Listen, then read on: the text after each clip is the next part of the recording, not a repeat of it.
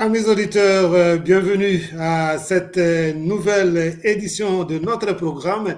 Nous sommes aujourd'hui vendredi 26 septembre, et nous allons recevoir, comme vous l'avez vu dans nos communiqués et dans l'annonce, nous allons recevoir aujourd'hui monsieur que vous connaissez certainement. Vous l'avez déjà entendu parler, on a beaucoup entendu parler de lui. Nous allons le recevoir aujourd'hui avec plaisir. C'est Monsieur Parole Camisello. Bonsoir, Monsieur Parole Camisello. Bonsoir, Père. Voilà, c'est un grand plaisir pour nous de vous recevoir aujourd'hui, puisque, comme beaucoup le disent dans les réseaux sociaux, vous êtes l'homme du moment. Vous avez mis les réseaux d'accord pour votre façon de parler et de convaincre les gens, votre rhétorique. C'est vraiment un grand plaisir pour nous de vous recevoir aujourd'hui. Alors, dialogue avec, c'est vraiment un dialogue. Je m'excuse d'abord, je salue tous les téléspectateurs qui nous suivent à travers nos différentes plateformes, notamment à travers YouTube et nos différentes plateformes. C'est avec un grand plaisir d'ailleurs que nous vous retrouvons aujourd'hui et de manière régulière, puisque c'est fini les vacances et malheureusement les autres membres du dialogue avec ne seront pas avec nous ce soir, mais je vais remplir la tâche seule en causant avec monsieur Parole Camisello. Alors, monsieur Parole Camisello, moi je suis curieux personnellement, puisque je voudrais vraiment vous connaître, et dans notre façon de faire, on laisse d'abord la parole à l'invité afin qu'il puisse nous parler de lui. Quand on parle de vous, c'est pour qu'on sache monsieur Parole Camisello, que tout le monde connaît aujourd'hui avec un autre nom, avec un autre sobriquet que nous allons découvrir d'ailleurs au cours de l'émission.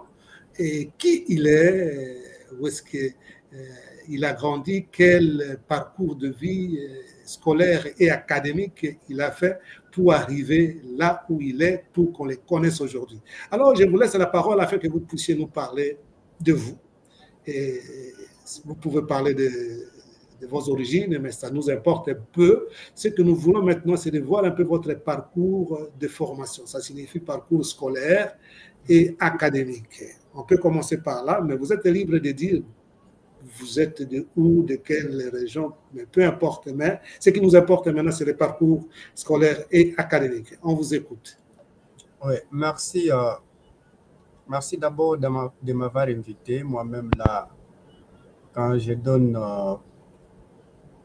cours, nous donnons l'avis de l'auteur. C'est tellement important. C'est là comme avantage de stimuler aussi les autres, de suivre l'exemple de ceux qui se battent pour le pays. Je suis Camisello Soukadi Parole. C'est le nom que mes parents m'ont donné. Ma mère s'appelle Maman Ndonguki Pauline Makoun. Mandaïla, fils d'un chef coutumier. Pardon, fille d'un chef coutumier, ma mère. Mon père, c'est Camisello Norbert Soukadi. Toujours un grand chef coutumier, je peux dire comme ça, un commerçant ambulant. Je suis né dans une mission catholique, pardon, mission protestante, parce que moi j'ai étudié dans des missions catholiques. Quand je parle de mission, souvent catholique m'arrive comme ça. Mission protestante, Chamoina, une mission aussi tellement connue dans la province des Grands Bandundu, Kwango, territoire de Féchi, secteur Mukoso, groupement Palanga, village Kazembe, village de ma mère, c'est Zambou, de mon père, c'est Kazembe. Je suis vraiment villageois, je suis né au village. J'ai commencé mes études primaires à l'Epekisonga, un pays voisin de nous. Père, vous me suivez? Oui, je vous suis, allez-y. J'ai commencé mon école primaire à l'Epekisonga avec le directeur Pafoumani, que je salue, que son âme repose en paix. Il nous a vraiment formés avec En première primaire, j'ai connu comme enseignant Papa Malemba, il est là, mais on m'a encore dit qu'il est encore aveugle. Il est devenu, pardon, aveugle. Et deuxième primaire, mon enseignant, c'était Madame Maîtresse Makemba Minzadi. Dans le sens et coutume, elle doit m'appeler papa parce que c'est la fille de mon grand-père Philemon Minzadi qui était fonctionnaire dans le ministère de l'Agriculture. Ceux qui sont dans le ministère, qui vont me suivre aussi, me connaissent aussi les grands-pères Philemon Minzadi qui était agronome au ministère ici. On venait avec lui souvent. J'ai marché avec lui. D'ailleurs, je vois là Papa Napa qui est au ministère, ceux qui connaissent l'ancien. Donc, troisième primaire, j'ai connu enseignant, c'est Papa Mundele Kouara. Il est toujours là. Il est vivant. Maintenant, il est à Kazembe. Et le même enseignant qui m'a donné cours, qui m'a enseigné à troisième primaire, quatrième primaire, cinquième primaire, sixième primaire, parce qu'il nous suivait comme ça. Pour lui, il disait que parole, on m'appelait toujours parole parce que les mots parole, c'est les parents qui me l'ont donné. Oui, comme prénom, les gens appellent ça prénom comme ça, mais nous qui avons étudié la linguistique, nous appelons ça pseudonyme. Pseudo, c'est un préfixe grec. Oui, peut-être une petite curiosité. Comment et pourquoi on vous a donné le nom de parole? Si on prend l'étymologie de parole, c'est logos, et après on va se rendre compte que justement le nom vous correspond. Pourquoi on a choisi ce nom? Oui, les parents, quand ils m'ont donné le nom de parole, le pseudonyme parole, moi-même, là, j'étais bébé, je ne savais pas, mais quand j'étais encore conscient et puis j'ai adopté le nom, et jusque-là, je n'ai jamais changé le nom. Ils m'ont donné parole. Je me rappelle, papa, quand papa s'énervait, il me disait, à Kikongo, c'est pour ça que je parle à Kikongo, je vais interpréter. Il n'y a pas de problème, c'est une langue de votre pays, de la République démocratique du Congo, il n'y a pas de problème. Moutabi Ngangedi avait parole. Je vais t'appeler Soukadi. Donc, en français, je ne vais plus encore t'appeler parole, surtout que tu as fait quelque chose qui lui a énervé. Donc, c'est les parents qui m'ont donné ces noms-là. Bon, je n'ai jamais demandé pourquoi vous avez eu cette motivation, même c'est là les témoignages de ma mère, Maman Ndongo. Elle me disait que le nom, c'est notre aîné tous les deux. Nous l'appelons tous les deux. Lui s'appelle Kamizelo Kamvula tous les deux. C'est ton grand frère qui te l'a donné, nous l'avions adopté. Donc, c'est les parents qui me l'ont donné et je l'ai adopté donc, je peux dire comme ça. En soi, je suis villageois, j'ai fait des pièges de rats, j'ai fait des pêches. Kinshasa, je suis venu faire l'université parce que j'étais l'oncle, une famille qui voulait que je vienne à Kinshasa parce que moi, je voulais faire l'université à Kikwit parce que Kinshasa, pour moi, Kinshasa, les gens ne mangent pas bien. Je disais qu'à l'époque, je disais comme ça, je me trompais comme ça, parce que nous, le matin, on mange foufou, le midi, on mange foufou, le soir, on mange les foufou. Avec d'autres fruits, on peut ajouter comme ça. Mais notre repas de base, quand quelqu'un me dit à Kinshasa, le matin, on mange on boit du thé, là, je ne peux pas aller là-bas parce que le matin, on boit du thé. Donc, quand j'ai terminé l'EP Kisonga, donc là, je dois commencer mes études secondaires. Je suis allé chez nous, à Kazembe, où j'ai connu un très bon préfet, un très bon encadreur, préfet Imani, que son âme repose en paix, j'ai fait le premier CO là-bas, et puis deuxième là-bas, troisième, je suis venu à Kimbulu. C'est là où j'ai fait la pédagogie avec le préfet Samupamba. Surtout que j'ai un papa que je remercie beaucoup. Il est affiché, conseiller. Maintenant, il est devenu conseiller à la coordination catholique, si je ne me trompe pas. Oui. Donc, ça, c'est mon parcours de l'école primaire, secondaire. J'aime souvent faire rire les gens quand je parle avec des amis. Un jour, chez nous, c'était une coutume. Si ces jours-là, vous n'êtes pas rendu, vous n'êtes pas parti à l'école, on partait faire la pêche. On partait faire la pêche. Si vous partez faire la pêche comme ça, vous venez avec les poissons. Non, les mamans ne nous tapaient pas, ne nous punissaient pas. Mais mon cas était exceptionnel. Si vous partez faire la pêche, vous venez avec les poissons. Maman est prête de jeter ces poissons dans la latrine. Donc, elle s'énervait à un niveau que vous ne pouvez pas imaginer. Donc, un jour, j'avais fait l'école, je me suis caché quelque part. Maman m'a suivi jusque-là. Moi-même, là, je me demandais comment maman fait pour savoir que j'étais dans ce coin-là. Donc, mes études sauvages, je l'ai dédié à ma mère et mon père. Vraiment, surtout maman était tellement catégorique. Donc, je n'avais pas quelque chose que je peux faire si je ne suis pas parti à l'école. Qu'est-ce que je peux faire pour qu'elle n'a calmé? Ah, non, c'était impossible. Donc, j'ai décroché mon diplôme à l'Institut Mbulu, une mission catholique aussi très bien organisée. Là, maintenant, dans les secteurs de Féchi, à partir de là, on m'a retenu comme professeur pour donner, parce que chez nous, les D6 donnent cours. Donc, je dois donner les cours pédagogiques parce que j'ai fait la pédagogie générale. Je dois donner les cours pédagogiques et puis je joue aussi l'intérim à l'école primaire.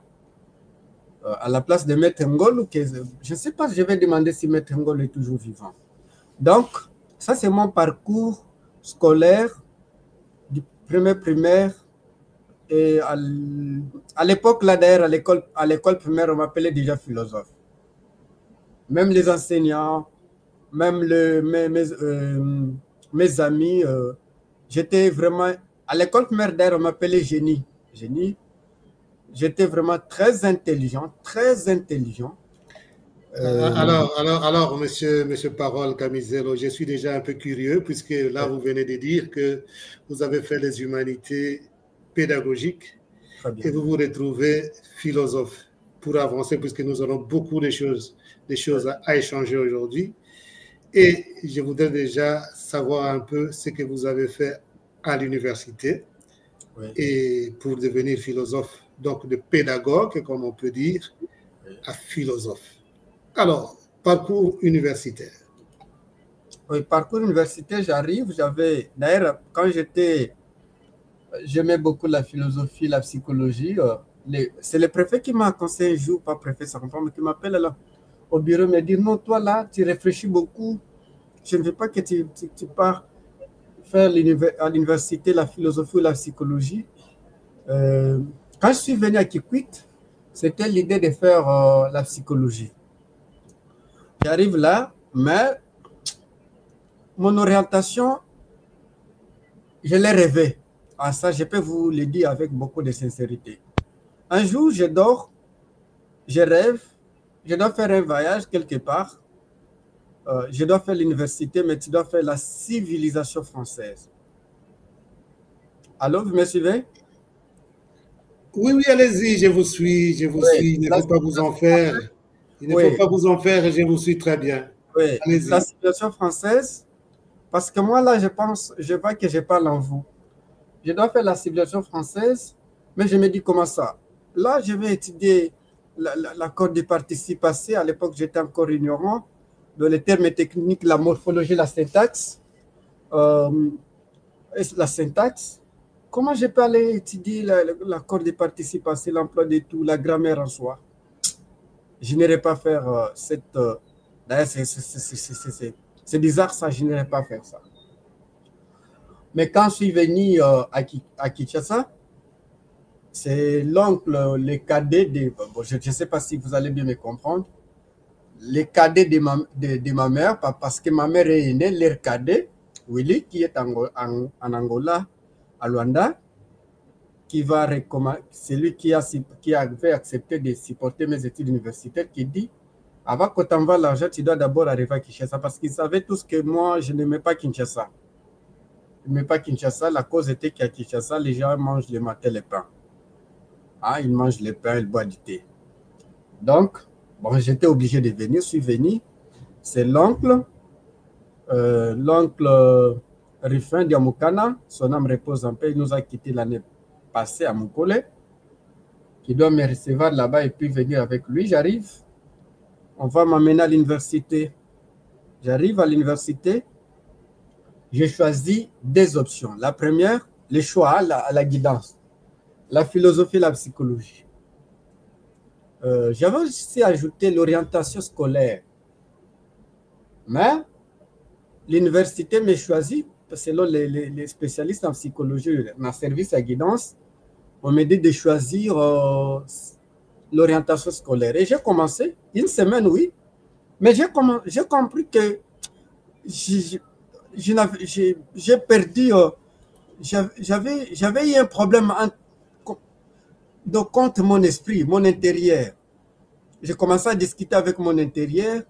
Mais toi, tu dois faire la civilisation française, l'être et civilisation française, soit l'être et la philosophie, soit l'être l'histoire. Comment tu dois faire l'orientation scolaire? J'ai commencé à être très mal à l'aise là moi-même. Un jour, j'arrive à l'université, je dis, les enfants de lettres étudient où? On me dit, quelle lettre? Moi, je dis, je dois faire la civilisation française ou la philosophie.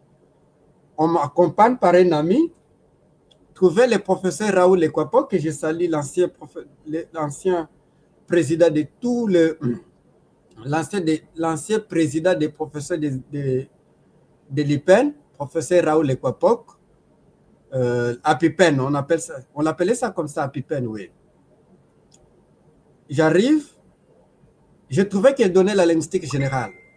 Je demande, c'est ici? Oui. Je suis entré, j'ai trouvé, il n'y avait que 12 étudiants. J'entre, j'ai trouvé un professeur très bien habillé, les amis. Je sentais que je suis devenu maintenant très content de moi-même et mon intérieur était tellement content. Et puis, j'ai commencé mes cours. Le premier cours, c'était la linguistique générale et j'ai fait la civilisation française. Mais j'étais fort en philo. Pourquoi d'abord le mot en civilisation française, un homme de lettres. J'ai commencé mes études de G1, G2, G3. Mais une chose capitale, j'avais appelé les parents de ne plus me supporter l'université parce que je leur avais dit, d'après moi, je dois un peu oser, je suis un homme. Donc, vous voulez dire que vous vouliez vous débrouiller vous-même? Oui, oui, parce que secondaire, là, j'ai dit merci aux parents. Là, les parents payaient très bien, très bien. Nous, on payait l'année. Hein. Le papa payait toute l'année parce que papa, c'était un commerçant ambulant. Moi, je l'appelais Patron Camiselo quand j'étais encore... Je l'appelle jusqu'à maintenant Patron Camiselo. Donc, je disais, vous pouvez me rappeler, j'étais où? Alors, vous avez dit que vous avez choisi de ne plus faire payer les frais à vos parents. Oui, oui, j'appelle les parents. Ouais. Je leur dis, je me vois, j'ai des bras, j'ai des jambes, j'ai une tête comme tout le monde. Pourquoi je ne peux pas oser moi-même? J'ai déjà mon diplôme de D6. Moi, je pense qu'ils ne m'envoyaient pas l'argent, ne vendaient même pas de vaches pour moi. Laissez-moi d'abord oser. Parce qu'à l'époque, là, je rêvais être grand, affronter des grands problèmes. Et je me rappelle le premier jour, c'est maman qui me dit, est-ce que maman, je suis un homme, je vais oser. Maintenant, je suis convaincu que je vais. Les jours-là, je n'avais rien comme argent, ni 100 francs. Ni 100 francs, mais je croyais en moi. Et père, j'ai commencé de G1 en L2. Moi-même, je payais mes études. Qu'est-ce que je faisais? Je partais enseigner. On me paye. Je viens payer mes frais académiques. C'était au départ, c'était vraiment difficile, mais je me suis habitué. Pour moi, mais justement difficile, comment est-ce que vous combiniez les études et oui. Vraiment, je m'organisais très bien. Je pars donner cours, j'achète les syllabus et souvent, j'étudiais très bien dans quand il y avait des vacances ou bien dimanche, comme ça, je ne sortais pas. Et puis la nuit, je ne dormais pas, j'étais là pour lire. Vraiment, j'étais l'ami de la lecture. J'ai commencé G1, G2, G3, j'ai terminé, mais j'étais fort pour des cours pédagogiques, d'ailleurs, pardon, surtout les cours philosophiques. En tout cas, parce que la philosophie, surtout les grands courants philosophiques et les autres cours là, c'est tellement difficile pour les autres. Mais pour moi, c'était les cours où je trouvais tellement facile. Et les amis m'appelaient toujours philosophe, philosophe, philosophe, philosophe. Et au départ, j'ai refusé qu'on m'appelle l'homme des lettres. D'ailleurs, je me rappelle, quand à la télévision me présentait philosophe, les amis m'ont appelé pour me dire non, qu'on te présente comme un homme de lettres. Et ils m'ont dit non, un homme de lettres, c'était un philosophe. Un philosophe. Qu'on te présente comme un philosophe. Là, je pense à mon ami Dadi, Léonard, Emma, Senga, Maman Senga Divine. Je l'appelle toujours Maman Senga parce qu'à l'époque, elle était jeune fille quand je suis encore à l'université. Mais aujourd'hui, elle est devenue maman. Donc, c'est comme ça. J'étais débatteur, j'aimais beaucoup lire les philosophes, j'étais comme ça. Là, je ne verrai pas pourquoi philosophe. Parce que alors là, j'ai compris. Et alors, vous avez fini les études. Je vais terminer si vous... Alors, je voudrais savoir un peu quel philosophe vous a marqué spécialement pour vous intéresser à la philosophie. Emmanuel Kant. Emmanuel Kant qui m'a séduit. Mais Emmanuel Kant, il est très massif. Hein? Comment est-ce que vous l'avez abordé?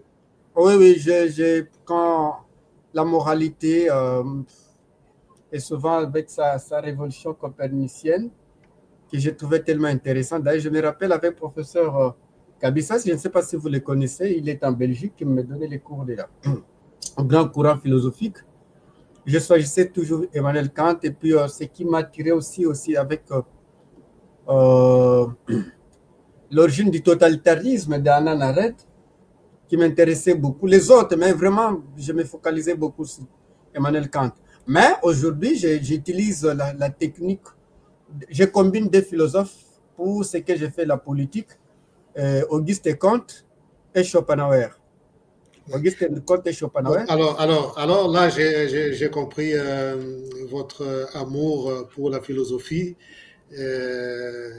On essaie de vous dissuader, hein, les amis de lettres, mais vous l'avez dit que même la philosophie, ça fait partie des lettres. Hein. D'ailleurs, dans beaucoup d'universités, la philosophie fait partie des facultés de lettres. Alors, vous avez fini en quelle année? Puisque là, on va essayer d'aller vite. On a déjà plus de 20 minutes. J'ai fini en 2000. Pour d'abord vous situer, puisque c'est très important, hein, pour connaître quelqu'un, il faut le situer de différents points de vue. Vous avez décrit vos origines, hein, dans les Grands Bandundu, et vous avez décrit votre lieu familial, et puis vous vous définissez même comme villageois, avec beaucoup d'humour, et puis votre amour pour les études et pour la philosophie. On essaie un peu de vous situer, comme ça on peut vous comprendre aujourd'hui. Si on vous voit parler, on sait un peu d'abord d'où vous venez et puis votre passion pour la philosophie. Alors, vous avez fini en quelle année comme ça? On va aller dans... Un élément que j'avais oublié. Oui. Moi, quand je partais à l'école, je partais pour satisfaire ma mère et mon père. En tout cas, je ne savais pas que les études... Non, parce que vu que maman était tellement catégorique, si vous ne partez pas, en tout cas, et pour elle, elle disait, moi, je n'avais pas beaucoup étudié, je vais profiter. Donc, pour elle, quand nous, on partait à l'école, pour maman, c'est elle qui étudiait pour remplacer des vides là. Pardon, les vides là, pour elle, c'était comme ça. Et un moment, 5e, 4e, 5e, j'étais vraiment un élève modèle, très assidu. Je n'étais pas, on ne me punissait pas beaucoup parce qu'à un moment, je me suis posé la question, qu'est-ce qui fait qu'on me copine un élève? Les retards, les cheveux, et parler la langue vénérienne, et comme ça, bon, je dois m'arranger pour que tout ça... Vraiment, j'étais un élève un peu modèle, même étudiant d'ailleurs, j'étais un étudiant très assidu, je peux dire. Je peux dire comme ça. J'ai terminé en 2018 parce que 2 ans, je suis parti faire les diamants à Tikapa. Ça, c'est un aspect important. Vous avez coupé les études ou bien après avoir fini? Oui, j'avais coupé. Je me rappelle ce qui m'a énervé parce que maman m'a donné une vache pour vendre. On disait que vache de parole. Un jour, maman me dit, Betmeteka Ngombeina, et puis moi je me dis, hey, comment vous m'avez donné cela, vous l'avez vendu? Je me suis énervé sans dire à maman, mais j'ai fait des études pour aller chercher de l'argent en disant que moi aussi je vais avoir mes bêtes. Donc, mais j'avais toujours l'amour des études. Je suis revenu et j'ai recommencé mes études et puis terminé en 2018. En 2018, c'est ça? 2019? 2017-2018. Voilà, 2017, mon directeur de mémoire, c'est le professeur Raoul Ekwapok. C'est le premier professeur qui m'a donné la linguistique générale, comme je vous l'avais dit. Le professeur que j'ai trouvé très bien habillé, un meilleur professeur, un linguiste vraiment international, je peux dire comme ça. Mon directeur de mémoire. Un témoignage pour mon directeur de mémoire, le professeur Raoul Ekwapok. Donc, chez lui, la corruption ne passe pas, il faut travailler. Chez lui, si vous êtes étudiant, dès que vous êtes étudiant à G1, vous ne pouvez pas le faire un cadeau. Jusqu'à le jour où vous allez défendre votre mémoire, si vous voulez le faire un cadeau, vous le faites après défense de mémoire, d'abord après la délibération. Donc, il y a aussi, ce que je peux vous dire, ça c'est pour mon parcours. Mais après, j'ai fait une découverte qui m'a fait regretter un peu, la civilisation africaine. Là, c'est toujours dans le cadre des études ou bien... Oui, j'ai découvert que les amis qui faisaient la civilisation africaine, les langues africaines, étaient tellement aussi... c'était tellement intéressant, je dois faire la civilisation africaine, mais c'était trop tard. Je dois encore recommencer les études. Je dis non, j'avance avec la civilisation française. Quand je parle de la civilisation française, beaucoup de gens, peut-être, même moi à l'époque, je ne comprenais pas. Vraiment, c'est de l'histoire. De l'histoire, les cours qui sont là, vous allez étudier l'Antiquité. L'Antiquité, là, vous allez étudier l'aspect littéraire, linguistique. Parce que linguistique, à l'époque, n'existait pas, c'était la rhétorique. Quoi encore? La philosophie aussi. Quand vous combinez même des aspects anthropologiques, l'anthropologie culturelle surtout, de l'Empire de Gaulle à l'époque, de l'Empire des grands empires orientaux, jusqu'à ce que je peux dire comme ça. Et puis vous étudiez les cours du Moyen-Âge, vous, avec le professeur, il est écrivain congolais, Djungu Simba. Je ne sais pas si vous l'avez déjà lu. Djungu Simba, à un certain moment, il présentait des émissions, je crois. Même oui. Il présentait des émissions. Congolaises à Lozerte à l'époque, oui. Oui. Il a écrit les romans, l'article 15, On démocratise. Beaucoup de romans, je connais. Il a paragraphé aussi L'Auban, Auban, les romans des professeurs, l'ancien recteur de l'IPEN. Kassinga, non pas Kassinga, c'est Kassele, Robert Kassele, oui, Robert Kassele. Donc, ce que j'avais ajouté. Voilà. Alors, monsieur Parole Camisello, il y a beaucoup à connaître de votre vie. Vous semblez encore jeune, vous êtes encore jeune. Et vous avez fini, disons, au moins formellement, les études universitaires 2017-2018. Oui. Et ça fait déjà quand même presque 7-8 ans.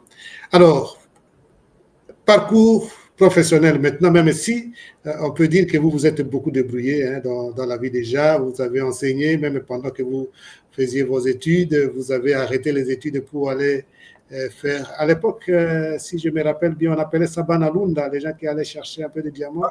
Oui, Banalunda, oui. Voilà, les gens qui allaient s'enrichir pour les diamants, c'était un peu... Un élément sur cet aspect.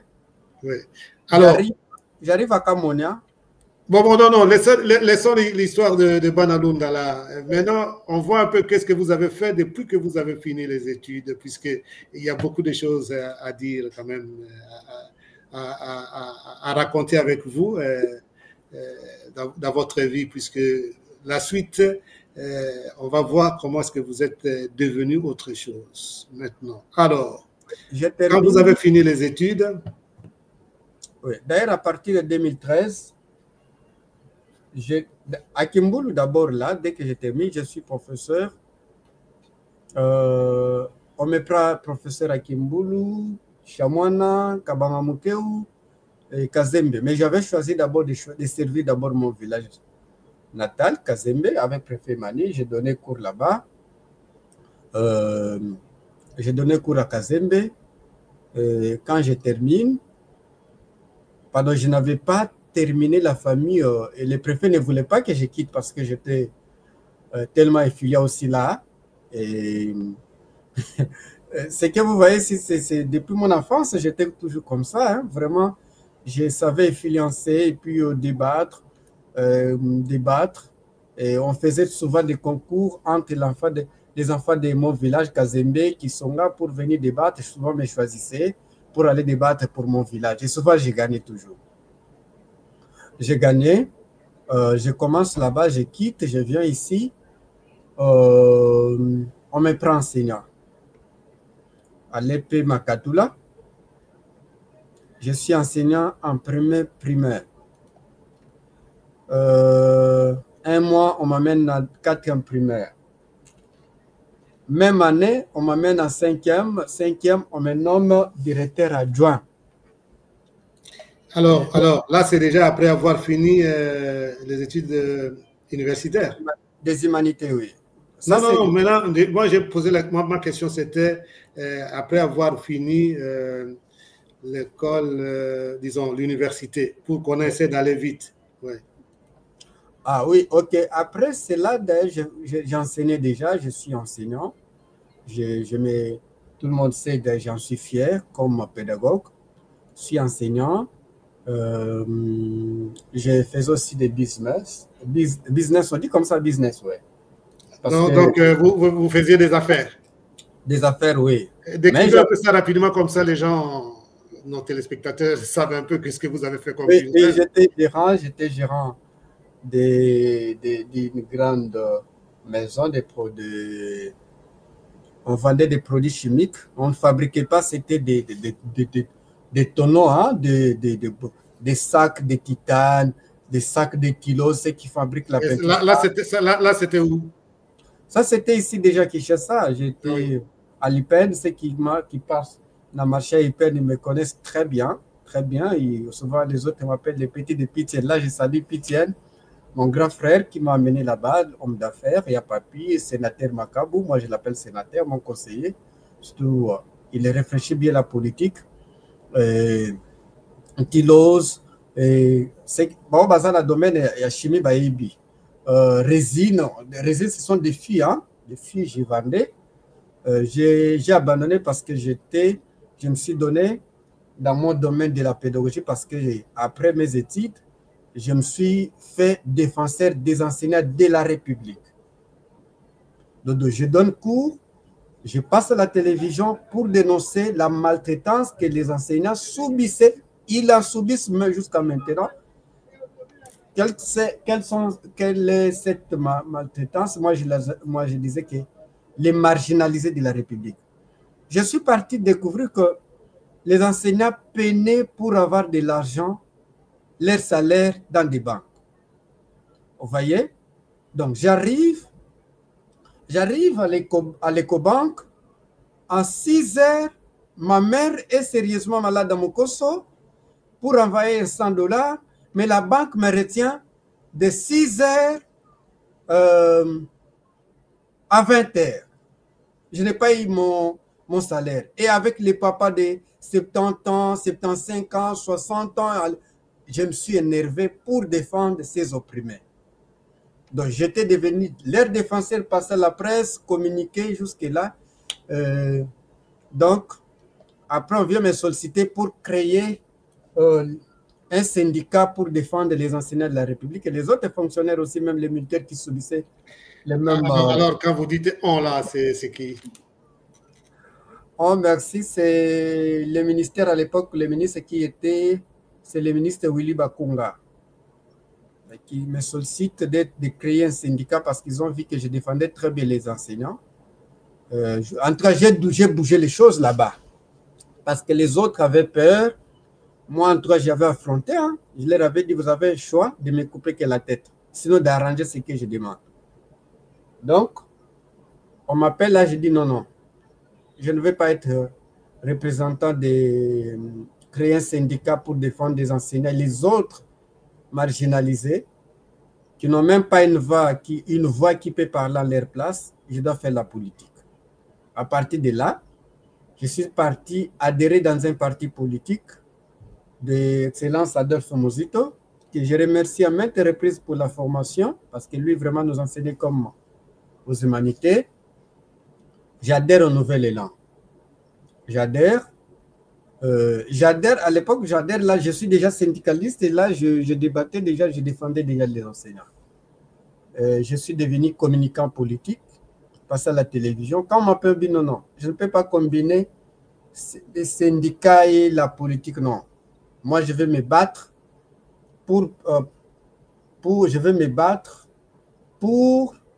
tous les travailleurs, tous les travailleurs. Donc, je serai leur porte-parole en politique et nous allons faire que les travaillistes, les prolétaires prennent le pouvoir comme en Angleterre et on s'organise. Ça, c'est vraiment la jeunesse de mon combat.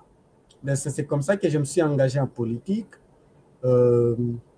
passer à la télévision, débattre. Et quand je quitte la télévision, j'ai 3 activités.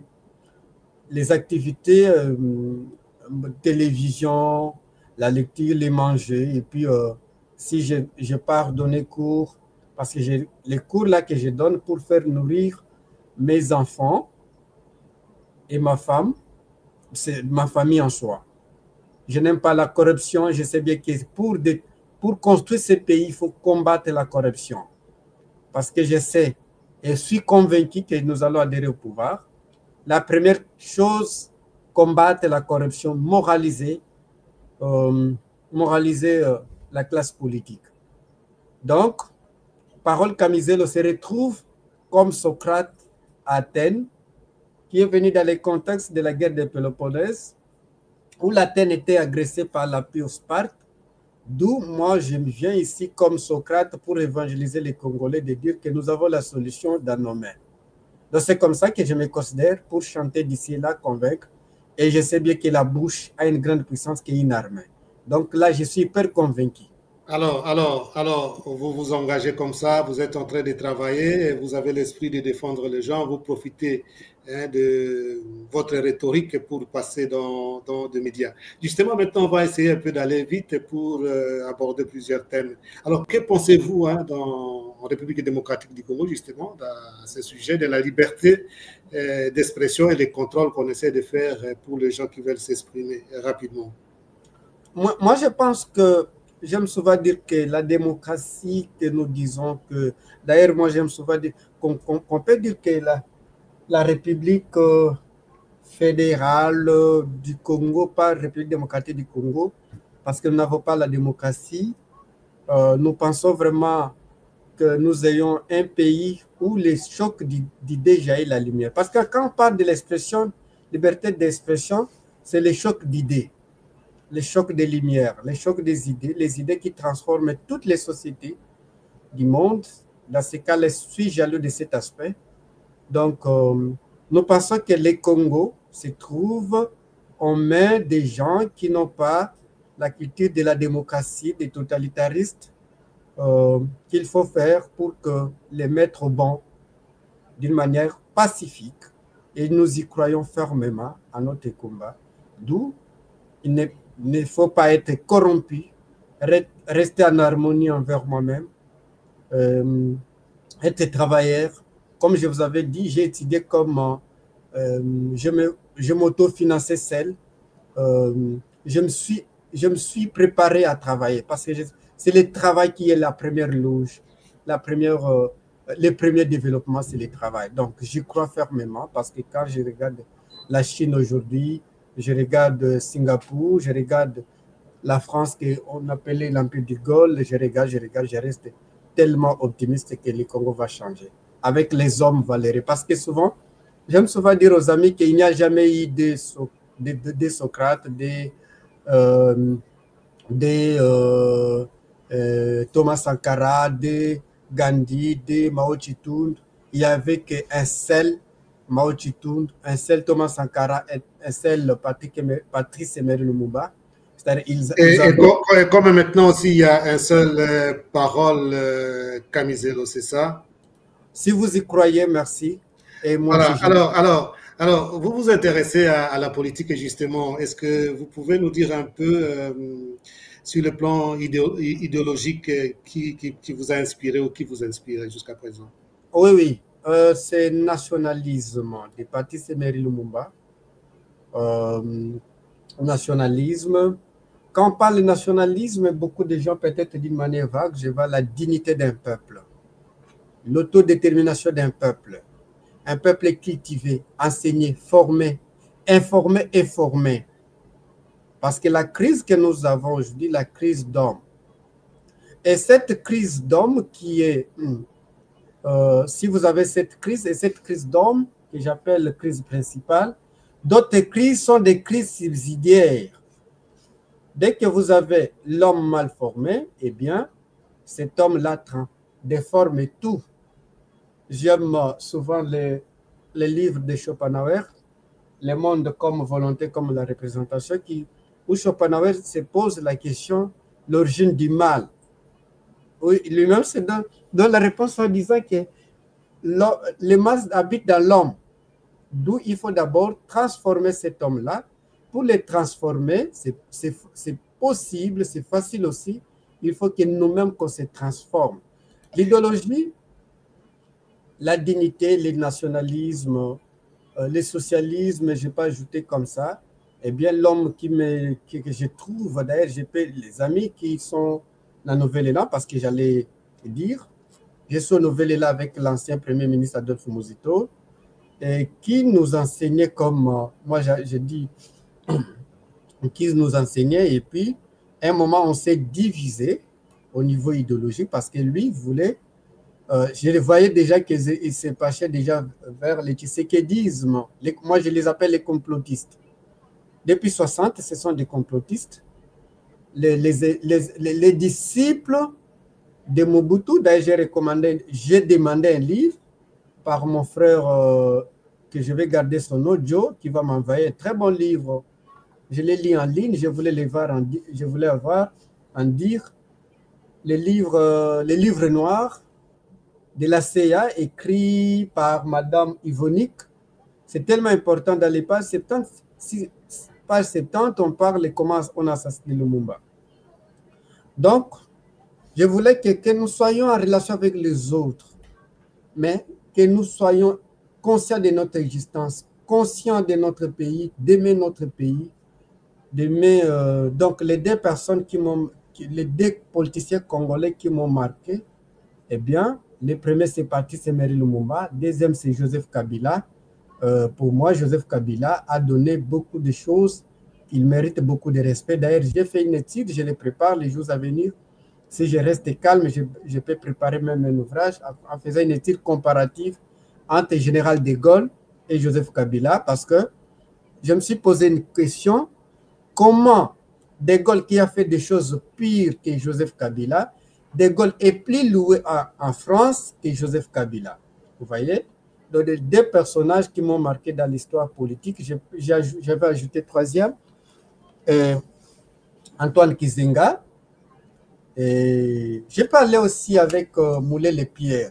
Donc, les quatre personnes qui m'ont marqué pour la politique congolaise, les trois, les premiers partis, c'est Emery Lumumba, Pierre Moulele, Antoine Kizenga et Joseph Kabila. Je peux ajouter aussi Laurent Désiré Kabila. Donc, je suis dans Ok, alors il y en a beaucoup, hein, puisque il faut toujours être marqué par une certaine idéologie pour si on n'a pas une soi-même. Hein, Ouais. être influencé par les autres. Alors, vous aimez beaucoup la rhétorique, et vous aimez aussi débattre. Et vous avez le temps de lire, puisque quand on regarde vos débats, on sent que vous aimez la lecture.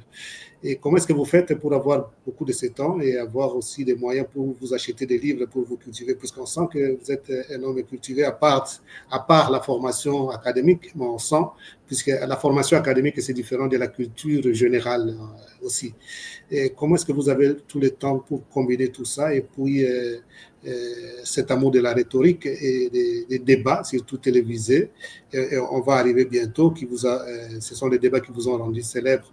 Et comment est-ce que vous trouvez l'équilibre entre tout ça? Bon, d'abord, j'aime souvent acheter les livres. J'aime acheter les livres, j'aime lire. Bon, si je ne lis pas, comment je peux faire pour ne pas lire? Bon, c'est la passion pour moi, pour ne pas beaucoup commenter. À toi, c'est la passion pour moi. Si j'ai l'argent, j'achète les livres. Et souvent aussi, je peux avoir, par exemple, j'ai l'argent ici à Invest et je préfère acheter un livre. Il y a aussi les gens qui m'aident. Et là, je peux citer mon frère Joe Mumba, en Belgique, qui m'envoie beaucoup de livres. Si je lui donne un titre, souvent il me satisfait. Et lui-même, d'ailleurs, me demande, et toi, si on te promet acheter le livre, tu commences à danser. Et comment ça, mais quand on te dit, on va t'acheter une veste, tu dis merci. Mais si un livre, tu commences à dire merci, merci beaucoup, merci beaucoup, merci beaucoup. Donc, j'aime beaucoup lire parce que j'ai pris conscience que ce Congo nous attend. Le Congo nous attend, nous avons une grande responsabilité. Il faut beaucoup faire des recherches.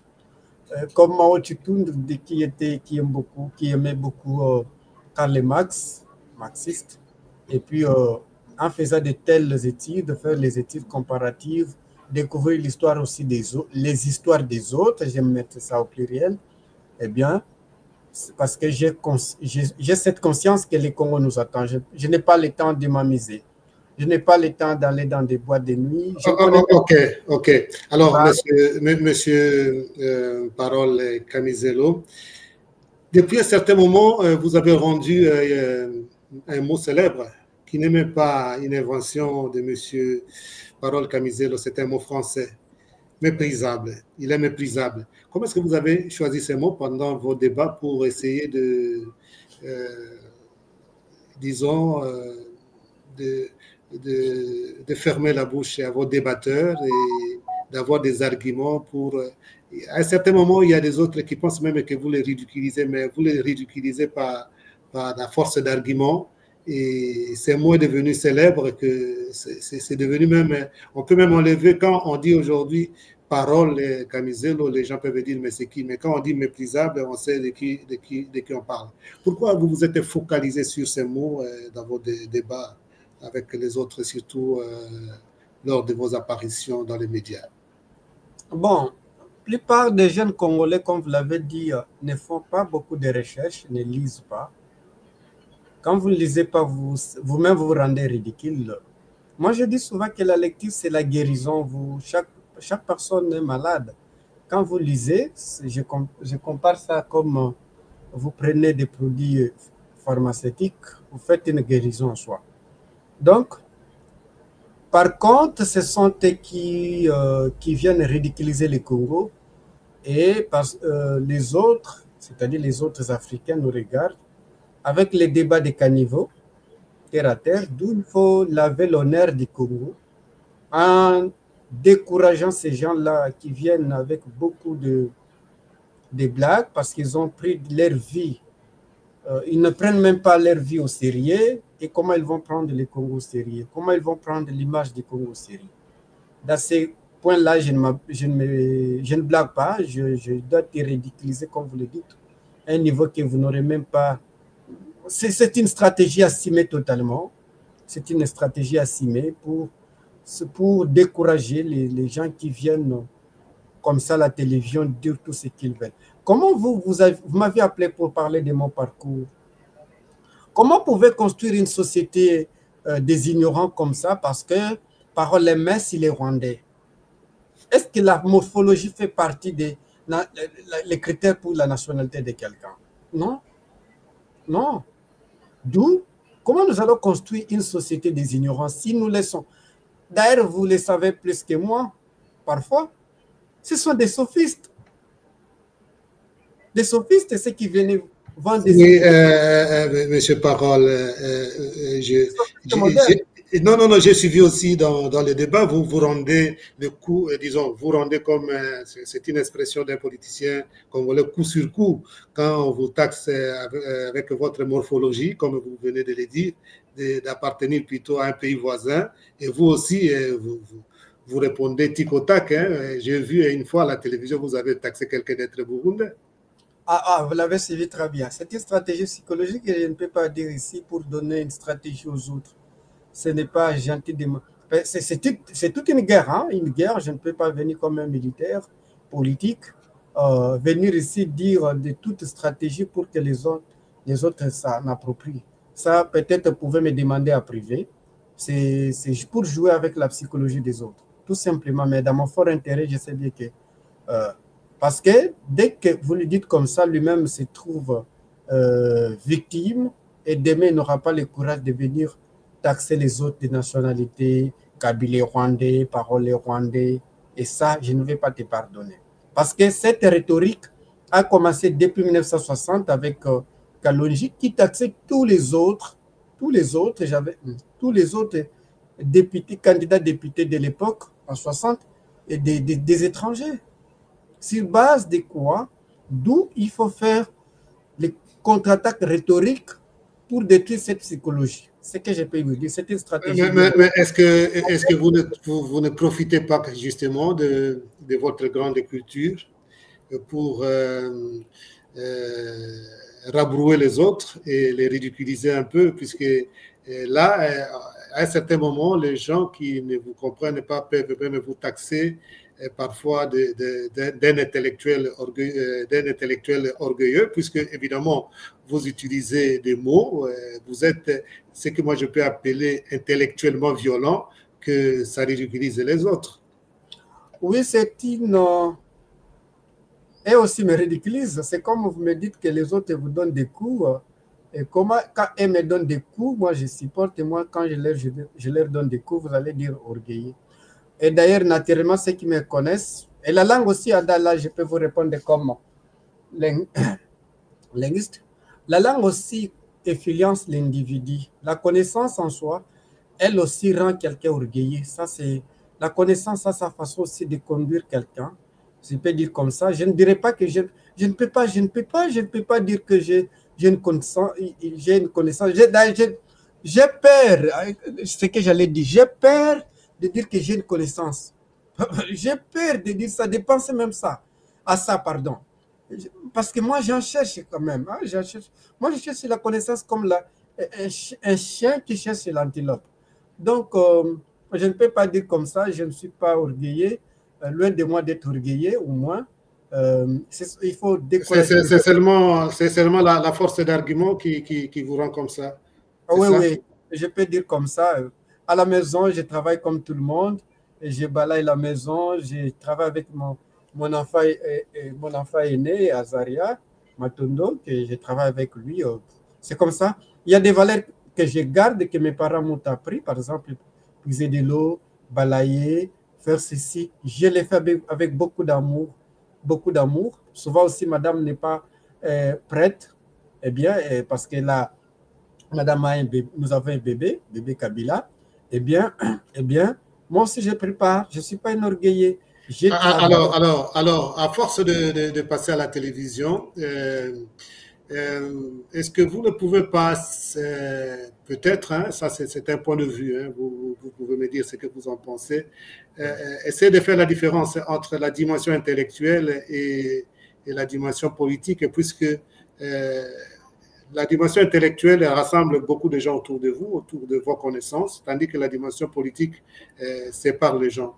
Est-ce que vous ne pouvez pas, brièvement, vous ne pouvez pas faire la différence pour que vous puissiez avoir, puisque vous avez parlé de Platon, des philosophes, pour rassembler un peu plus de gens autour de vous, autour de vos idées, autour de votre intellect? je vais vous dire ceci. Je vais vous répondre la chose tellement capitale. D'abord, Schopenhauer a écrit L'art d'avoir raison. Je ne sais pas, vous l'avez déjà lu. Où il donne quelques 38 stratagèmes comment débattre. Les autres philosophes là accusaient comme un philosophe malhonnête.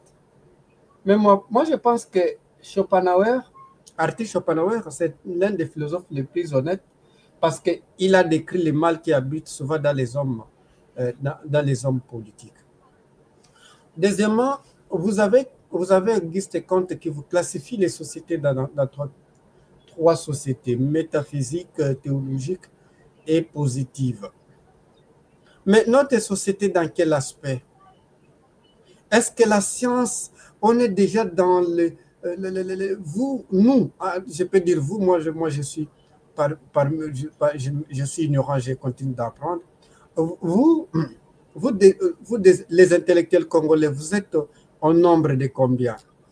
C'est-à-dire que ceux qui viennent manipuler, que j'appelle les sophistes modernes, hein, mes amis politiciens qui viennent avec les discours comme ça, que la masse, l'opinion commence à gober comme ça, eh bien parce que l'opinion n'a pas l'esprit critique de vérifier comme ça. Si vous laissez de tels gens la place d'évangéliser les autres, eh bien, société Koufi, société Méfanon, vous voyez?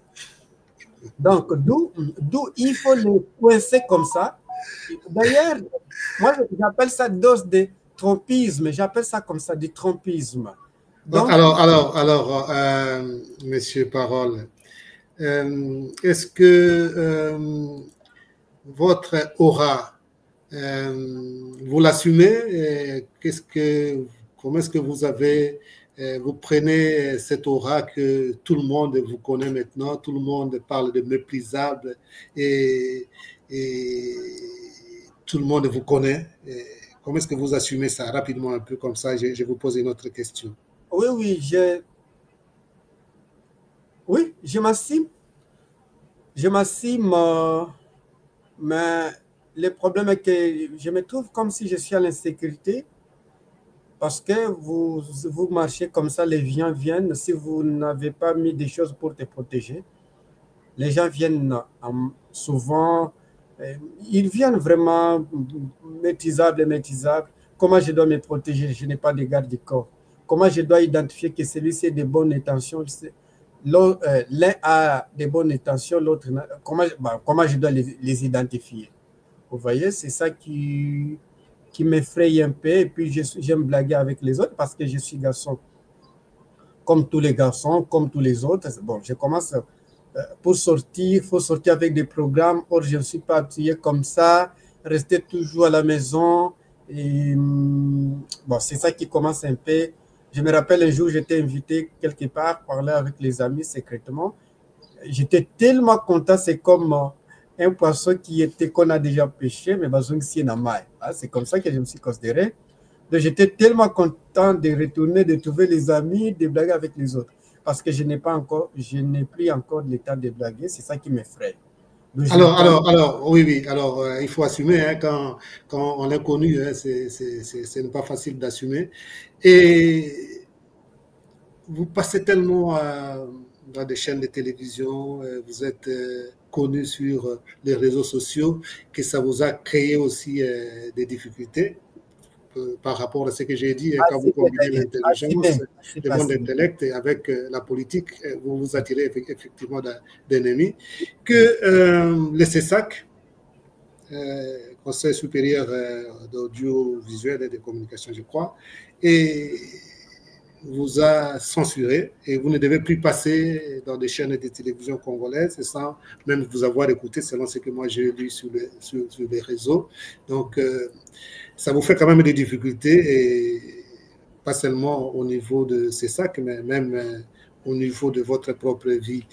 Et comment est-ce que vous avez pris cette interdiction, par exemple, qu'on ne nous a même pas signifié, puisque selon ce que j'ai lu, hein, selon ce que j'ai appris, vous n'étiez même pas écouté. Comment est-ce que vous avez pris ça? Est-ce que ce n'est pas une façon de vous taire et disons, de vous étouffer? Après, si vous m'informez, je ne savais pas que c'est ça que m'a... m'insérer. Bon, disons, il ne faut pas faire semblant quand même, puisque c'est écrit sur le réseau quand même. Bon, en tout cas, franchement, c'est vous qui m'informez, je ne suis pas au courant, je ne sais pas. Bon, alors qu'on m'a censuré, est-ce que on a assassiné la démocratie, on n'a pas censuré Parole Kamizelo. On a assassiné la démocratie, on a... bon, devant l'injustice, on n'obtempère pas, on résiste. On résiste, nous résistons. Ce sont des conséquences logiques de notre combat parce que on fait les combats pour la terre. Toutes les conséquences peuvent venir, c'est vraiment assumé parce que nous avions prêté serment devant Dieu. Vous nous aviez donné la terre et cette terre, les autres s'en approprié. Eh bien, l'injustice, c'est Satan. La justice, c'est Dieu. Avez-vous déjà vu Satan gagner Dieu? Autrement dit, est-ce que l'injustice peut gagner la justice? Non. D'où raison pour laquelle je n'ai jamais été saisi par ces sacs. Non. Ni tenir informé, ni par appel pour droit de me respecter. Non, mais ces paroles, Kamizelo, nous te respectons, voilà, comme ça, non. Et d'ailleurs, c'est vous qui venez de m'informer comment censurer. Je ne suis pas au courant, franchement. Donc, bon, c'est les combats. Et Mandela n'a subi, Lumumba n'a subi, Thomas Sankara n'a subi, Gandhi les autres. Je ne ferai pas l'exception. Oui, mais on ne vous voit plus beaucoup, vous ne faites plus beaucoup de sorties, hein, dans des chaînes qui vous invitaient habituellement. Oui, parce que c'est ça qui est l'instrument du pouvoir, à intimider tous les médias qui oseraient m'appeler, seraient censurés, parce qu'ils commencent avec moi, demain ils vont commencer à censurer les médias. Donc, c'est assumé. En tout cas, je me sens à l'aise, je suis calme, je ne suis pas dérangé. Je sais bien que je vais me débattre. Même si faire les colporteurs, nous allons les faire. La Révolution française n'a pas été faite par les médias, par les réseaux sociaux, non. Elle a été faite par les écrits de Voltaire, de Montesquieu, Diderot, Kant, et les Kant aussi a beaucoup contribué, par des débats, par les systèmes de colporteurs, nous allons les faire. Je vois les amis quand je passe à la cité, les pasteurs qui mettent des baffles pour enseigner les Congolais. Nous allons les faire, nous avons les pieds. J'ai pensé comment couper les pieds pour marcher, mais les pieds qu'il m'a donné, Dieu m'a donné, je les ai. Nous allons continuer toujours à servir la nation, parce que la Constitution nous dit, dans son article 29, si je ne me trompe pas et à vérifier, il faut résister dans l'ordre mal donné. Alors, monsieur Parole Kamizelo, deux petites questions qui valent quand même la peine. Comment voyez-vous la situation d'abord? Ça, c'est la première question. Générale, la situation politique en République démocratique du Congo, de manière générale. Hein. Je demande que vous me parliez comme un citoyen congolais. Oui. Même si vous faites partie d'une idéologie politique, mais vous me parlez comme un citoyen congolais. La situation de la République politique du pays pour le moment. Et la deuxième question, un peu la situation à l'est du pays. Qu'est-ce que vous me dites? Un peu rapidement, puisque nous pouvons avancer, puisque nous avons déjà fait 1 heure d'émission. Oui, avant de répondre à cette question, j'allais ajouter que, vous savez, même Dieu n'a jamais eu... ne dit pas que ne citez pas le nom de Satan. Même en Corée du Nord, il vous dit ne faites pas ce que Satan fait. Parce que si tout le monde ne faisait pas ce que Satan fait, Satan tombe lui-même. Donc, quand vous avez dans un pays qui prend les gens prennent le courage de dire qu'on ne peut pas citer les noms de X, c'est plus que la Corée du Nord, vous voyez. Donc, cette dictature, le moboutisme-là, est dans l'ADN du gens. Et nous allons combattre, nous allons résister. Et vous allez arrêter parole, ils vont arrêter parole Kamizelo, mais les idées vont émerger et transformer les Congo dans les nerfs, dans des nerfs des Congolais, ils vont faire quelque chose. Moi, je reste convaincu que ce que nous avions déjà enseigné va faire quelque chose. Donc, quant à la politique congolaise, eh bien, je vois la guerre partout. Vous m'avez dit de parler comme un citoyen congolais. Oui, oui. Je pensais comment encore retirer la nationalité congolaise en me donnant soit la nationalité angolaise, française, italienne. Je suis toujours congolais, merci beaucoup. Et j'en suis fier, je serai congolais jusqu'à ma mort. Donc, je vois la guerre partout. La guerre à l'Est, la guerre dans les institutions, la guerre partout. Qui nous font cette guerre? Ceux qui sont dans les institutions qui font la guerre. Allô? Oui, oui, oui, allez-y, je vous écoute. Oui. Ceux qui sont dans les institutions qui font la guerre à la République démocratique du Congo. Comment pouvez-vous imaginer un pays agressé? Comment pouvez-vous imaginer un pays agressé, mais les institutions se font la guerre? C'est incroyable, c'est inimaginable. Vous pouvez me citer dans l'histoire de l'humanité un royaume, un empire, une république qui était agressée, et cet empire qui est agressé, ce royaume qui est agressé, cette république qui est agressée, et cette république s'est fait la guerre. C'est incroyable. C'est du jamais vu. Donc, et cela n'arrête pas là. Il paraîtrait, j'ai suivi d'ici et là, qu'ils ont l'idée de changer la Constitution. C'est aberrant. Si vous avez l'idée de changer la Constitution, et les deux provinces qui ne sont pas là, c'est la balkanisation, ce ne serait pas de changer la Constitution, c'est balkaniser les pays. Vous voyez? C'est simple à comprendre. Parce que si vous changez la Constitution, et les deux provinces ne sont pas concernées, vous les avez chassées d'une manière intelligente. Au lieu de défendre, au lieu de faire la guerre, au lieu de faire ceci, et les gens du pouvoir, on leur dit, venez dialoguer avec les autres, ils ne veulent pas dialoguer. Allez faire la guerre avec les 1-23, ils ne veulent pas faire la guerre. Mon père, qu'est-ce qu'ils veulent? La balkanisation? Je ne comprends absolument rien, franchement. D'où, ici, il faut des puissances, que j'appelle la première puissance, la puissance transcendantale, c'est Dieu lui-même, et la deuxième puissance que j'appelle les suprapuissances, pardon, la suprapuissance, les peuples qui peuvent départager les choses. Si le peuple reste à fond, le peuple va subir. Un peuple qui ne défend pas ses intérêts subit. C'est simple à comprendre. C'est simple à comprendre. Raison pour laquelle on se bat, corps et âme, pour que ce peuple comprenne que notre vie est en danger. Donc, en danger, allais-je dire.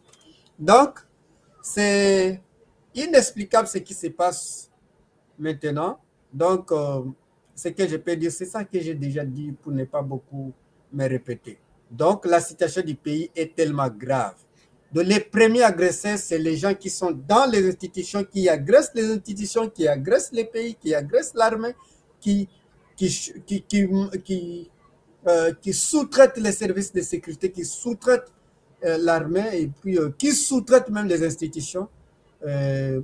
Donc, dans ces contextes-là, il faut se comporter comme les Français en 1945, ou Philippe Pétain, qui était ambassadeur en Espagne. On parle de chercher pour venir jouer les rôles qu'il a joué à la Première Guerre mondiale. Marshal Philippe Pétain lui dit on va collaborer.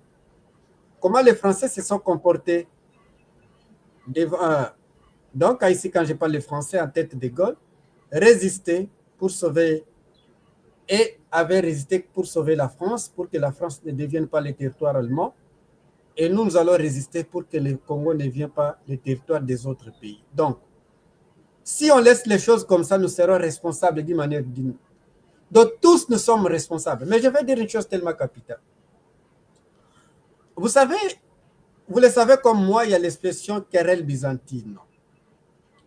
Querelle byzantine, c'est le terme adopté par l'Académie française qui veut dire des petites querelles qui se passent dans des entreprises, dans des mariages, dans des sociétés, dans des institutions. Partout il y a des querelles byzantines, eh bien, il y a l'échec. Je ne sais pas si vous me comprenez ce que je dis.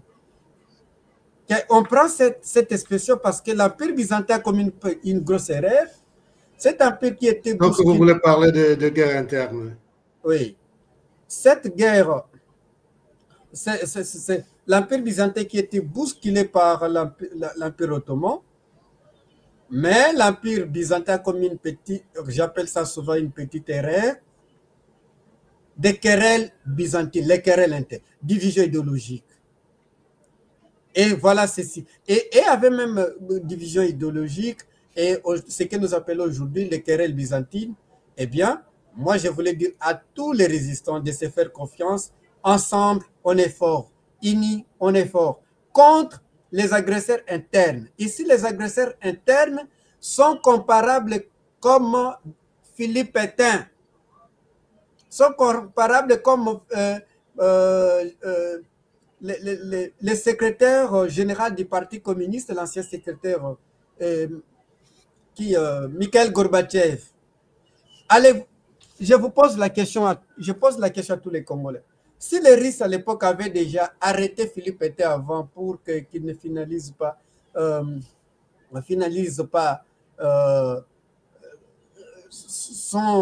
sa trahison pour la dissolution de l'URSS, est-ce qu'il n'allait pas sauver l'URSS? L'URSS allait rester jusqu'à maintenant. Donc, de ne pas commettre l'erreur de nos frères russes qui regardaient Philippe Pétain commencer d'abord à sous-traiter l'armée, à diminuer les soldes des militaires, démoraliser l'armée, et comme ça, jusqu'à ce que l'URSS est parti en fumée. Et comportons-nous comme les Français derrière De Gaulle pour faire la guerre à celui qui sous-traite l'armée, à celui qui met la corruption comme ça, mettez du sérieux. Vous savez, j'aime souvent dire cette phrase. Si nous mettons du sérieux, démoralisons la politique congolaise, même les pays qui nous agressent vont nous respecter, ils vont venir dans la grande porte.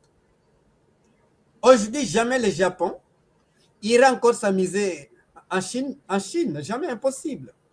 Parce que nous ne sommes pas les premiers pays qu'on agresse, non. Nous ne sommes pas les premiers pays qui signent des accords, non. Vous vous souvenez des accords de Nicias quand il y a la guerre de Péloponnèse entre l'Empire Sparte et l'Empire athénien. Nicias qui dit naïvement il faut négocier avec l'Empire Sparte. Et Alcibiade qui dit il faut faire la guerre. Quand ils partent signer des accords naïvement, et la ville de Syracuse, qui était une ville économique de l'Athènes, vous voyez? Donc, nous ne sommes pas les premiers pays qu'on agresse. L'Athènes a été agressée, l'Empire byzantin a été agressé et confisqué d'ailleurs, et la France a été agressée, le Mali, avec Kidal qui était déjà prise, une province, je peux dire comme ça, et nous ne sommes pas les premiers, comme si on ne se réfère pas de l'histoire. Voilà, merci beaucoup, M. Parole. Vous volez tellement très haut que vous risquez de ne pas être bien compris. Je suppose que on arrive à saisir ce que vous dites. Hein. C'est profond et aussi important et primordial. Alors, le temps commence à nous faire défaut. Mais je voudrais quand même que vous puissiez dire un mot à ces jeunes comme vous, hein, vous êtes encore jeune, même si vous êtes déjà parents, et qui voudraient faire la politique, la jeunesse congolaise, et qui aspire à servir le pays. Et quel message avez-vous à leur dire? Rapidement, en 1 minute. Oui, j'ai un message de leur dire. D'être des jeunes dignes, incorruptibles, de ne pas suivre des $100 d'ici et là qu'on vous donne par ceux qui détruisent les Congo. Là, vous faites retourner au Moyen-Âge. Là, il y a maintenant la relation entre les seigneurs et les vassaux.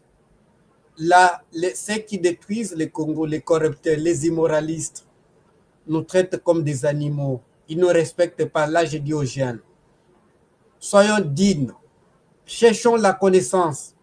Ne pensons pas que les boîtes de nuit vont résoudre les problèmes du moins. Les moins sérieunisme, mais je n'ai pas appelé ça comme ça. Là, nous allons disparaître. Nous avons notre destin en main. Nous les avons. La terre appartient à ceux qui se battent. La terre n'appartient pas à ceux qui pleurent. Non. Là, je rassure à tout le monde. Et je demande à tous les autres qui obtempèrent aux décisions injustes. L'injustice n'a pas d'amis. L'injustice mange ses enfants. Donc, il faut résister contre l'injustice. Et tout le monde sera maîtrisable, quels que soient les cas. Quels que soient les cas, que vous montez, que vous descendez, au kind à gauche, au kind à droite, vous serez maîtrisable. Totalement d'ailleurs.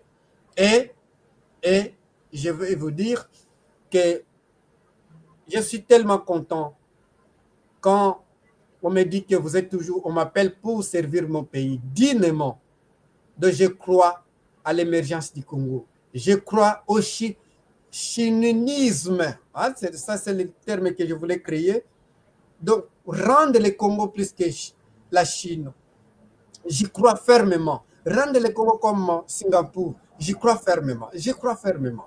Donc, j'aimerais que les autres puissent croire à ces valeurs, de ne pas mettre l'immoralisme devant. C'est comme les autres volent, moi aussi je vais voler. Parce que les autres sont corrompus, moi aussi je peux être corrompu. Non. Et je crois fermement. Donc, voilà, merci beaucoup. Hein. Nous allons presque finir.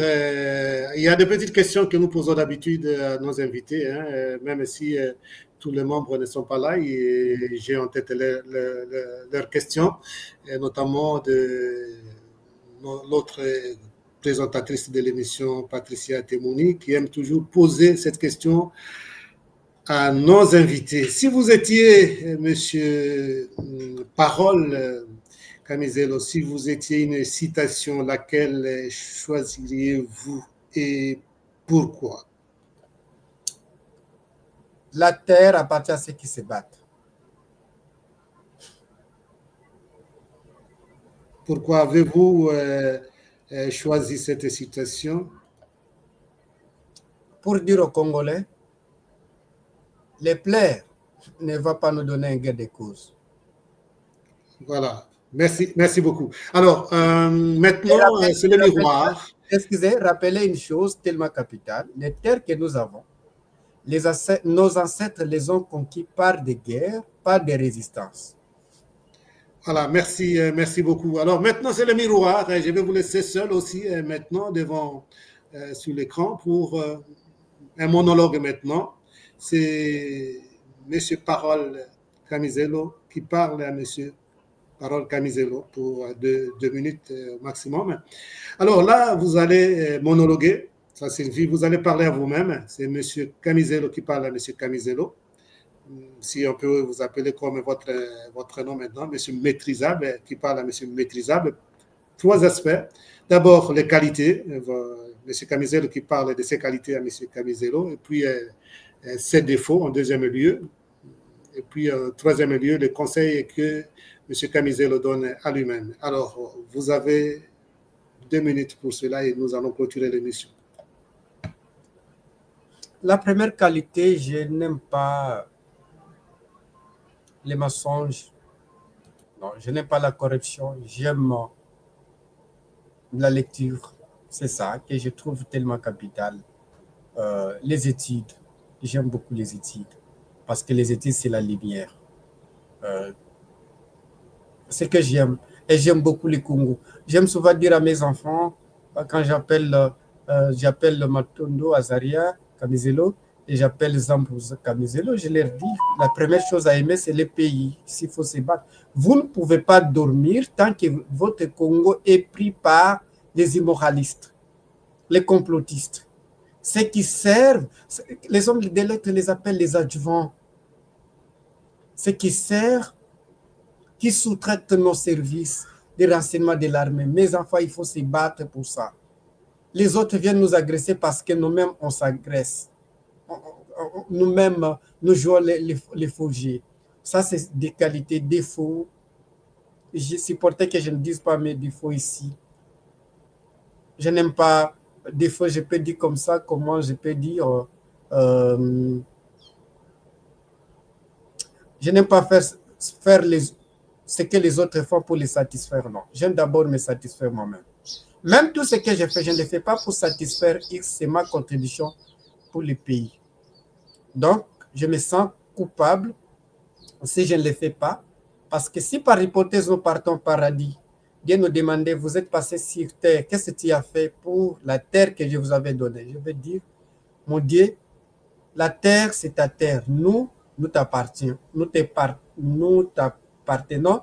Eh bien, comment les autres peuvent venir nous arracher la terre et nous, on regarde comme ça. Nous ne sommes pas des femmes, nous avons des bras, des jambes, nous sommes des gens, nous pouvons se battre. Je me suis battu pour ça. Et je me suis battu contre l'injustice. Ça, je n'aime pas. Des fois, je n'aime pas commettre l'injustice. Même à la famille, ils connaissent. Ils connaissent, ils peuvent témoigner. Merci beaucoup. Voilà, merci à vous aussi pour ces monologues. Et d'habitude aussi, nous ne commentons pas le monologue. Alors, nous sommes arrivés à la fin de ce dialogue avec M. Parole Camizelo, connu maintenant sous le sobriquet Maîtrisable. Et nous sommes heureux de l'avoir accueilli dans le dialogue avec. Ici, nous accueillons tout le monde sans distinction. Nous n'avons pas de couleur. Et nous donnons la parole à tout le monde et personne alors ne pourra nous l'empêcher. Alors, M. Camizelo, on ne peut pas vous laisser partir sans vous donner le dernier mot, donc le mot de la fin, afin que vous puissiez dire tout ce qui vous passe à travers votre cœur et votre tête, et à toute liberté, après avoir eu cet entretien ou ce dialogue avec nous. Le mot de la fin. Je ne suis pas moraliste. Je suis un résistant contre l'injustice. Les mots, je peux dire, tout le monde est maîtrisable. C'est ça les mots de la fin. Tout le monde est maîtrisable. Voilà, merci beaucoup. Tout le monde est maîtrisable. Donc, même vous-même aussi, vous êtes maîtrisable en quelque sorte. Voilà, puisque j'ai vu sur les réseaux, quand on a écrit que, disons, c'est ça qui ne voulait plus que vous puissiez passer dans les émissions. On a dit, maîtrisable est maintenant maîtrisé. Alors, ça, c'est tellement important. Je peux profiter dans votre... Moi, je suis un joueur. Je suis nakaré comme Messi, mais le gouvernement a sali erreur à Betinga na Kwei on siffle le penalty. Maintenant, qui a gagné? Ici, tout le monde, la communauté internationale sait bien que les gouvernements congolais ne respectent pas la constitution congolaise, ne respectent pas la démocratie, ils ont assassiné la démocratie. C'était l'objectif. C'était l'objectif. Et ils ont tombé entre moi et c'est ça qui était les guidés par le gouvernement. Eh bien, par le gouvernement, qui a gagné? Qui a gagné? Qui est maîtrisable? C'est ça que le gouvernement. Parole Camizelo n'est pas maîtrisable. Merci beaucoup, monsieur Parole, pour ce temps que vous nous avez dédié. Ce n'était pas facile, hein, d'abord. Ça devait être la semaine passée, il y a eu des petits soucis, heureusement, qu'on est parvenu quand même à vous avoir et nous avons utilisé tous les moyens possibles pour vous avoir en toute sécurité derrière et nous vous remercions pour ce temps que vous nous avez dédié et surtout à nos téléspectateurs aussi, à nos auditeurs et surtout aussi à vos admirateurs puisqu'il faut dire que vous en avez beaucoup quand on voit sur les réseaux et peut-être que vous manquez à vos fans aussi. Et nous remercions encore une fois nos téléspectateurs qui ont eu le temps de nous suivre et de suivre M. Parole Camizelo que nous avons reçu aujourd'hui. Et nous vous souhaitons une bonne soirée. Et vous allez suivre en rediffusion cette émission. N'oubliez pas surtout de vous abonner à notre chaîne YouTube dialogue avec JPBO pour ne rien manquer. En tout cas, nous vous souhaitons pour les gens qui sont dans le même fuseau horaire que nous une bonne soirée. Pour les autres, alors, bonne continuité de la journée. Ça sera avec le même plaisir que nous allons vous retrouver prochainement pour une autre édition de Dialogue avec. Au revoir donc et à très bientôt.